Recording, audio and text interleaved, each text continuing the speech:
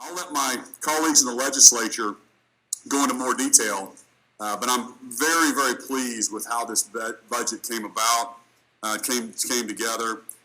In the State of the State, I talked about the people's agenda. And in the people's agenda, we laid out 3 points. Number one was to make Oklahoma a top 10 place for business. Number two was to deliver Oklahomans more for their money. And number three was always to invest in our fellow Oklahomans.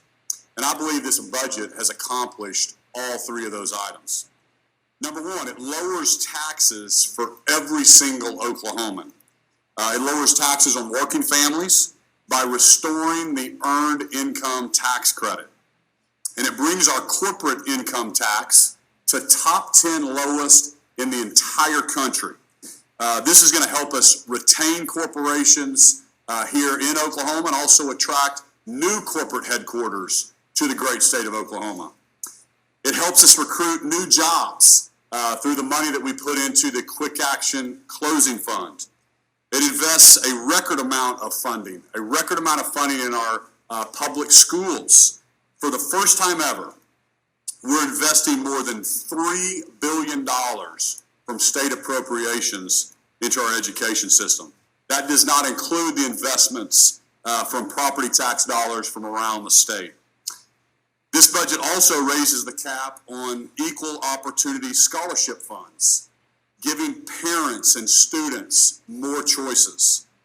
And I'm so proud that this budget also saves and puts back $800 million in savings and bringing our savings account back over $1 billion, keeping us protected from anything that happens to us in the future. Again, just a big, big thanks. These people around me for all their hard work, my colleagues here in the House, the Senate, Speaker McCall and Pro Tem Treat for all your hard work leading your caucuses and getting us to this point. So I'll turn it over to Pro Tem Treat for a little more details and some comments. All right, thank you.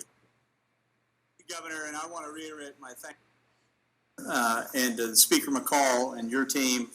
I really want to give great gratitude to my Chairman of Appropriations, Roger Thompson, who is here before I get here and here after I leave every day, about 365 days a year.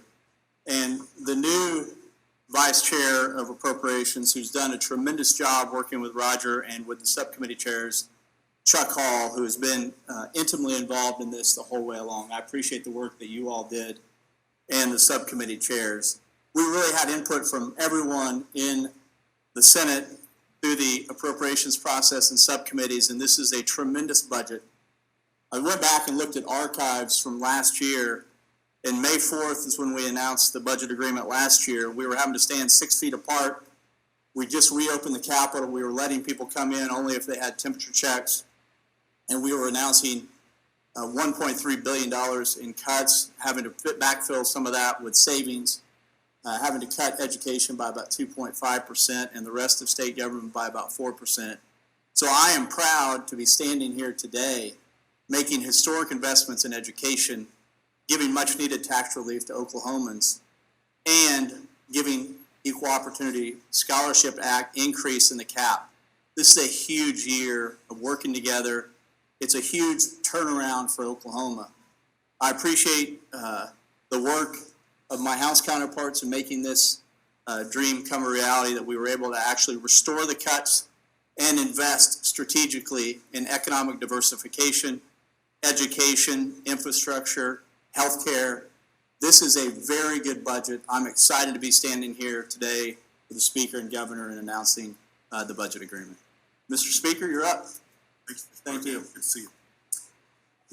Ladies and gentlemen, in terms of budgets that I've seen over the last 9 years, serving here in the state of Oklahoma in the House of Representatives, this is the most comprehensive budget that I've seen. There is historical investments in education in this budget, infrastructure in the state of Oklahoma, including broadband, which is an issue that through the pandemic that we discovered was very much lacking throughout the the state of Oklahoma.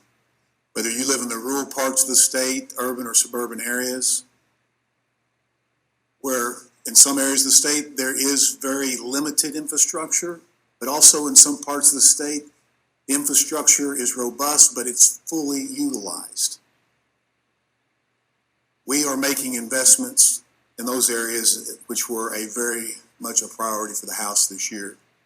It's no secret, tax relief, tax reform has been a priority of the House. We've advanced bills early on in the process on that. Through those conversations, we've come up with a plan to address both the individual income tax rate in the state of Oklahoma, which includes decreasing the tax rate by 0.25%, and restoring the earned income tax credit. On the corporate income tax, well, I didn't get my version of the bill, really on either one of them.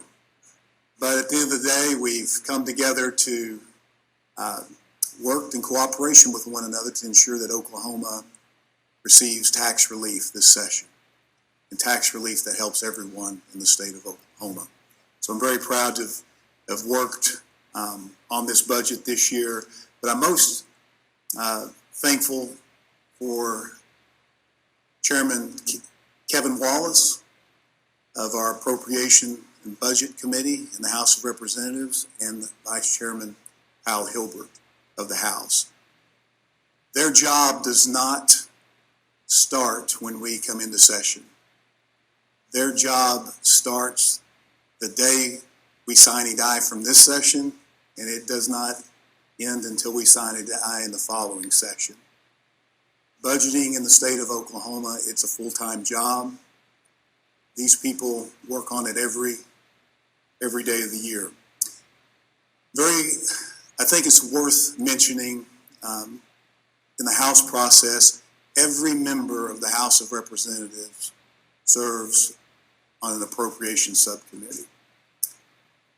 Everybody has input in the process, and we think that is very important in the outcomes of the budget. At the end of the day, there will be things that I would have liked to have seen perhaps in the budget individually that we're just ready this year, and I think that could be said for probably most members. At the end of the day, we work together well to arrive at this point. The Constitution of the state of Oklahoma charges the legislature with constructing a budget every year. And so with this budget agreement, we are fulfilling our constitutional duties. Once again, I'd like to thank those in the House of Representatives for their hard work. Mr. Pro Tem, you and your team, thank you very much. It's been a great working relationship. Once again, Governor, thank you for everything. We appreciate your leadership and your input on this as well.